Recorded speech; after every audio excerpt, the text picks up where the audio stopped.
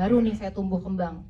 SD, SMP, SMA, saya dicuci otaknya oleh film yang judulnya G30 September, Gerakan 30 September. Setiap tahun harus nonton. Mungkin yang seusia saya mungkin juga sama ya.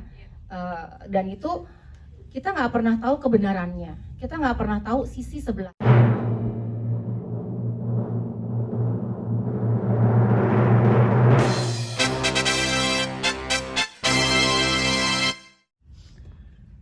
Bedanya adalah tantangan ketika menghadapi narasumber sih, karena kita biasanya kalau fiksi misalnya kita ada skrip gitu ya, semuanya kita ini. Nah kalau ini juga pendekatannya juga seperti dilihat bahwa kita itu harus berhati-hati karena mereka itu pernah punya pengalaman yang buruk, trauma. Jadi ketika kita salah sedikit itu bisa mengacaukan apa yang kita rencanakan.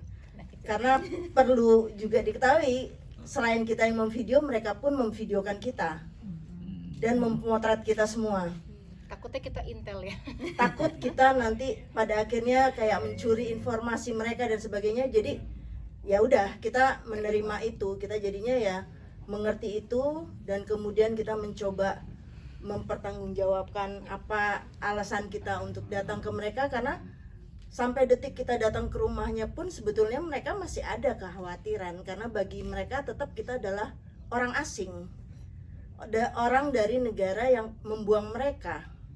Jadi mereka kayak masih mencurigai kita, tapi kita menerima itu dengan baik karena kita tahu alasan di belakang itu semua. Dan makanya pendekatan-pendekatan itulah yang kita harus hati-hati dan jaga supaya kepercayaan mereka terus bertambah, karena kita cukup lama akan bertemu dan mengobrol, diskusi sama mereka, menginterview mereka, bahkan mereka sampai bisa men-share hal-hal yang pribadi seperti itu tahapan-tahapan pendekatannya tuh menarik dan cukup challenging sih. Karena kita harus kayak betul-betul merasa dekat dengan mereka, ikut masak, ikut cuci piring, ikut nata. Jadi pendekatan yang membuat mereka nyaman dan mereka tahu bahwa kita itu tidak punya niat buruk ke mereka. Itu mungkin Lola mau nambahin lah. Nanti aja. Iya nanti, karena ada cerita menarik juga yang Mbak Lola tidak dipercaya juga kan. Kesempatan tahu nggak sih isu ini, kemudian jadi belajar juga. Karena terus terang revolusi kebudayaan dan perestroika kita nggak punya banyak gambar di Uni Soviet dan di Cina. Karena kalaupun kita beli footage tentang revolusi kebudayaan di China, kita nggak bakal dapat gitu, pasti nggak boleh. Jadi kita hanya membayangkan seperti apa sih bikin animasinya dari cerita narasumber gitu. Jadi kita rangkum, kita meeting sebuah benteng yang besar, kemudian berhari-hari di situ dikumpulkan. Ya udah, kita berdasarkan cerita mereka kita bikin berimajinasi gitu. Dan memang saya maunya 2D gitu biar lebih hidup. Iya. Nah mungkin atau Bapak yang musik, menciptakan musik juga Ya, bisa sedikit. Bang Arven boleh cerita sedikit, Bang Arven. Orang kan 6 orang sudah meninggal dunia. Jadi waktu syuting itu 1 orang meninggal, waktu proses itu 2 orang meninggal, waktu penyelesaian 3 orang meninggal. Jadi yang tersisa hanya tinggal 4. Ada Pak Tom Ilyas masih hidup, kemudian Pak Waruno Mahdi yang di Jerman masih hidup, Pak Igede Arka di Amsterdam masih hidup, dan terakhir Pak Hartoni Ubes di Ceko masih hidup. Yang lain sudah almarhum. Nah, Januari tahun lalu ketika film ini jadi, saya mendatangi mereka satu persatu. Saya presentasi bawa laptop bahwa saya bertanggung jawab atas karya ini karena lama sekali kan, sampai 10 tahun gitu. Akhirnya saya datang ke rumah mereka satu persatu, saya tontonin gitu kan, saya preview, terus mereka nangis peluk saya, dan ya akhirnya mereka baru percaya gitu bahwa filmnya apa adanya. Dan ya walaupun sampai sekarang mereka masih berjuang untuk memulihkan hak-haknya, itu belum pulih sampai sekarang. Jadi masih berjuang, dan mungkin film ini bisa membantu perjuangan mereka itu. Kalau dari negara apa tanggapannya saya juga belum tahu, karena baru akan diputar umum kan tanggal 1. Nah, saya bukannya khawatir ya, maksudnya film ini kan secara legal sudah lulus lembaga sensor 13 tahun. Jadi saya merasa aman karena saya tidak menyalahi aturan. Kemudian yang kedua, memang isunya sensitif, tapi tidak ada hal yang memprovokasi orang atau penonton untuk misalnya menjadi komunis atau membangkitkan komunis atau melawan pemerintah, itu nggak ada. Jadi saya murni bicara dari sisi si manusianya sebagai korban politik gitu. Oke. Pertanyaan datang. Waktu usia saya sekarang 46 tahun ya. Berarti kan saya di masa era Orde Baru nih, saya tumbuh kembang. SD, SMP, SMA, saya dicuci otaknya oleh film yang judulnya G30 September, Gerakan 30 September. Setiap tahun harus nonton. Mungkin yang seusia saya mungkin juga sama ya. Dan itu kita nggak pernah tahu kebenarannya, kita nggak pernah tahu sisi sebelahnya, dan itu membangkitkan rasa penasaran saya sebenarnya. Dan ketika kita bertanya, pasti kalau nggak diculik, dibuang, dibunuh gitu. Hilang. Ya semua tahu lah ya. Jadi kita terbatas sekali akses tentang itu. Dan sebagai orang Indonesia, ketika kita sekolah, kita nggak bisa bertanya, kemudian kita berbincang soal kenapa yang satunya ini kenapa kok dituduh begini-begini tanpa ada bukti. Kita semua percaya dan harus percaya, dan cuma ada satu sumber. Ketika saya kuliah, saya banyak teman yang juga aktivis, kemudian banyak cerita, dan ketika saya sering ke luar negeri juga banyak ketemu dengan korban-korban. Kok ternyata ceritanya berbeda ya. Nah, jadi di sini mungkin karena rasa penasaran saya, kemudian dengan film-film yang pernah saya tonton yang mendoktrin kami saat itu, ini seperti sebuah tandingannya gitu. Tadi kalau Mas tanya, kok nggak ada tandingannya ya? Justru ini tandingan dari yang pernah ada sebenarnya. Dan namanya judulnya udah eksil, jadi semua tentang eksil. Kalau kita mau tanya ke pemerintah, ya udah pasti rekayasa semua sesuai dengan film yang pernah dibuat. Karena biar bagaimanapun, ya sejarah dibuat oleh pemenang gitu. Artinya ketika saya punya rasa penasaran, kemudian saya juga pembuat film, tidak ada salahnya ketika saya punya konsep dengan riset yang penuh dengan perjuangan, dan saya menjadikan ini sebuah film yang bisa dibagikan kepada publik luas bahwa ini loh sisi sebelahnya. Jadi yang selama ini bertanya-tanya, ya mau percaya mau enggak, tapi ini sumbernya sendiri yang bicara, korbannya sendiri yang bicara gitu. Dan ada banyak lagi yang lain. Artinya kalau lihat dari awal sampai akhir, kami di sini melakukan sebuah perjalanan pencarian ke Eropa untuk mencari jawaban-jawaban yang tidak terjawab, seperti sebuah puzzle. PKI itu apa sih? Jahat nggak sih mereka? Kenapa sih Palu Adat aja takut? Kok sampai kayak gini ya? Nah, ini adalah jawaban-jawaban. Saya nggak tahu, tapi saya menemukan jawaban itu yang akhirnya saya share ke publik, dan seperti inilah hasilnya. Kita nggak pernah belajar loh, kenapa sih PKI jahat? Kenapa sih dituding pembunuh? Kenapa sih selalu hal yang negatif di stigma seumur hidup? Sampai nggak bisa kerja, nggak bisa sekolah, dikucilkan. Itu bahaya sekali, padahal belum tentu dia PKI misalnya. Seluruh keluarganya lagi. Kita pernah belajar nggak PKI itu apa? Nggak pernah kan, nggak pernah kasih tahu kan, kecuali stigma. PKI lo jahat, lo pembunuh lo, iya kan? Apa sih yang mereka lakukan? Apa sih yang mereka lakukan, kita nggak pernah tahu. Karena selalu dibuat oleh satu sisi aja. Nah, saya berusaha dengan teman-teman mengangkat ini, tapi sumbernya yang bicara, korban yang bicara. Saya hanya mencari tahu. Dan alangkah baiknya kalau hal yang kami tahu ini dibagikan kepada publik untuk sebagai pelajaran. Gitu, makasih. Oh, Mbak mau nanya.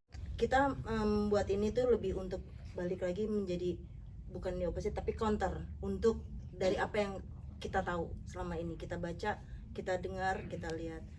Dan sebetulnya kita mau menampilkan perspektif point of view dari mereka-mereka yang menjalani itu, sehingga kita dapat perspektif baru mengenai hal ini dari sisi yang berbeda.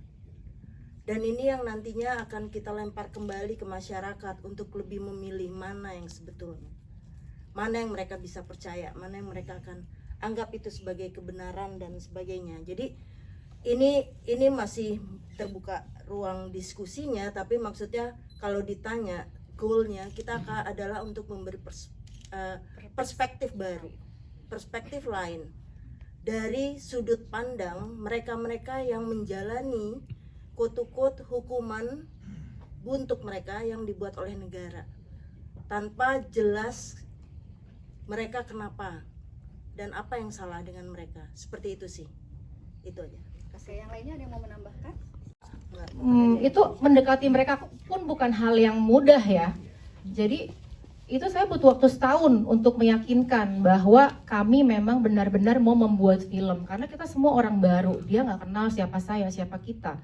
Jadi ketika mereka cerita tentang keeksilannya, mereka mau cerita, tapi begitu saya bawa kamera, bawa zoom, mereka langsung mukanya berubah dan menolak bahwa kamu ini siapa sebenarnya? Siapa yang ngutus kamu ke sini? Kamu uang dari mana? Apa organisasi kamu? Partai kamu apa? Siapa yang ngutus kamu? Pokoknya tuh kayak galak banget. Jadi reviews gitu. Saya jadi bingung ini kenapa berubah. Akhirnya memang mereka takut karena dipikir saya intel. Jadi setahun itu saya selama setahun saya berusaha untuk menghubungi teman baik saya di Belanda yang juga dekat dengan para eksil. Akhirnya melalui beliaulah saya bisa masuk gitu bahwa oh, ini Lola, dia karyanya ini, dia nggak ada orang di belakangnya, nggak ada organisasi, nggak ada partai, dia murni pembuat film independen dan memang mau buat film tentang eksil. Akhirnya boleh masuk. Dan satu hal dalam kontrak itu antara saya dengan mereka itu ada pasal bahwa tidak boleh menyinggung keluarga di Indonesia. Jadi memang kalau tadi ada juga dialog kan, tapi jangan tanya keluarga ya, oke. Jadi memang dia mau terbuka apapun soal dirinya, tapi tidak mau soal keluarganya. Itu semua. Semua. Jadi harusnya ada di agreement di surat. Kalau itu saya melanggar, saya kena pasal. Dan sebenarnya saya pingin sekali gitu mendatangkan keluarga dari mereka di Jakarta 1 atau 2, tapi ya nggak bisa.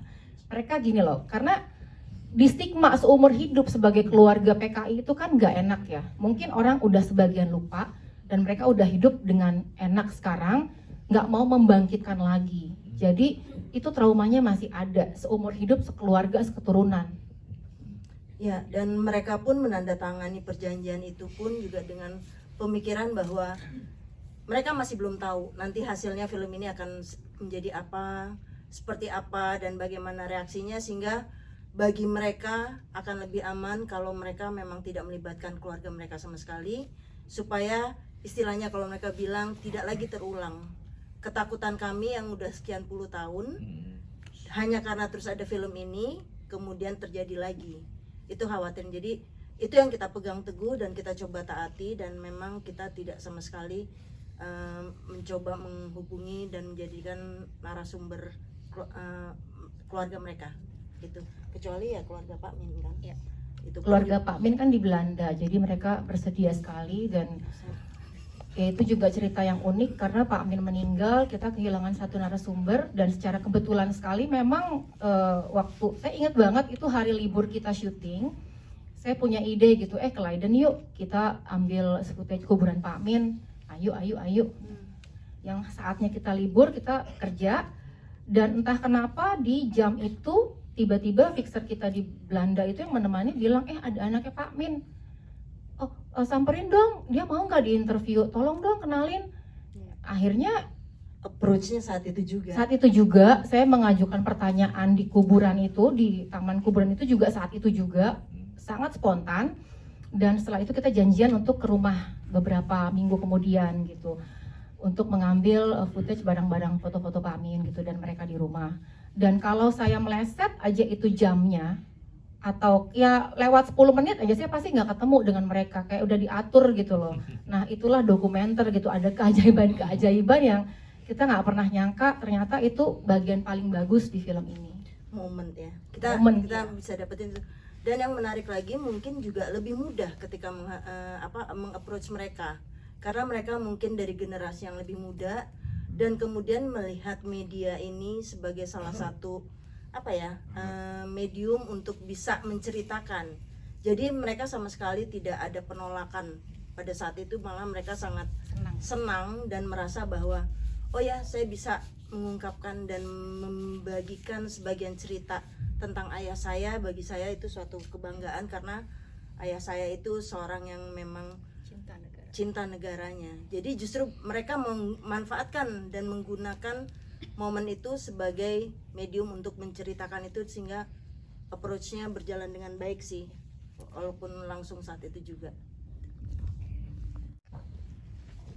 Saya berhutang sebenarnya, karena saya begitu berambisi ketika mengejar mereka untuk menjadi narasumber 10-10-nya ya.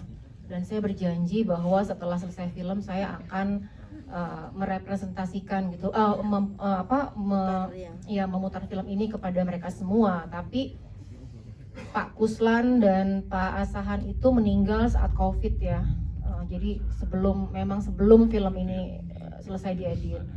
Kemudian terakhir kabar adalah Pak Halik bulan Juli 2022. Kemudian lagi bulan Desember itu Pak Sarmaji. Kemudian terakhir sebulan yang lalu di 26 Desember itu Pak Karta Prawira. Jadi satu persatu gitu pergi. Tapi yang 4 ini mereka memang sudah nonton, tapi ketika mereka yang sudah meninggal itu nggak bisa menyaksikan film ini, saya juga ikut sedih dan merasa berhutang.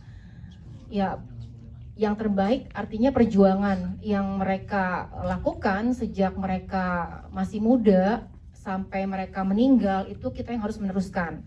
Saya merasa film ini adalah bagian dari perjuangan mereka. Saya bukan siapa-siapa, tapi mungkin bisa membantu gitu untuk menyadarkan masyarakat bahwa ini ada yang belum selesai, bahwa ada kejahatan HAM yang begitu dibiarkan, bahwa ada kejadian yang tidak diakui tapi tidak dimintakan maaf gitu. Bukan semudah oke, nih dapat WNI terus pulang aja, nggak semudah itu. Harus ada pengadilan ad hoc tadi seperti Pak Halik bilang, harus ya semua harus dibahas satu persatu. Tapi negara seperti abai, pemerintah seperti abai, padahal begitu banyak gitu korbannya. Dan kita yang muda-muda, terutama saya dan generasi di bawah saya, banyak yang nggak tahu. Nah mungkin melalui film ini sedikit banyak bisa ya memberitahulah kepada mereka gitu. Dan merasa punya hutang gitu ya, hutang rasa karena dari apa yang kita buat itu berdasarkan pengalaman hidup mereka, dan sayangnya mereka belum sempat menyaksikan apa yang mereka, karena mereka itu semua menerima kita pada akhirnya dengan sangat-sangat baik, dengan sangat-sangat hangat, dan betul-betul seperti yang tadi disampaikan oleh Pak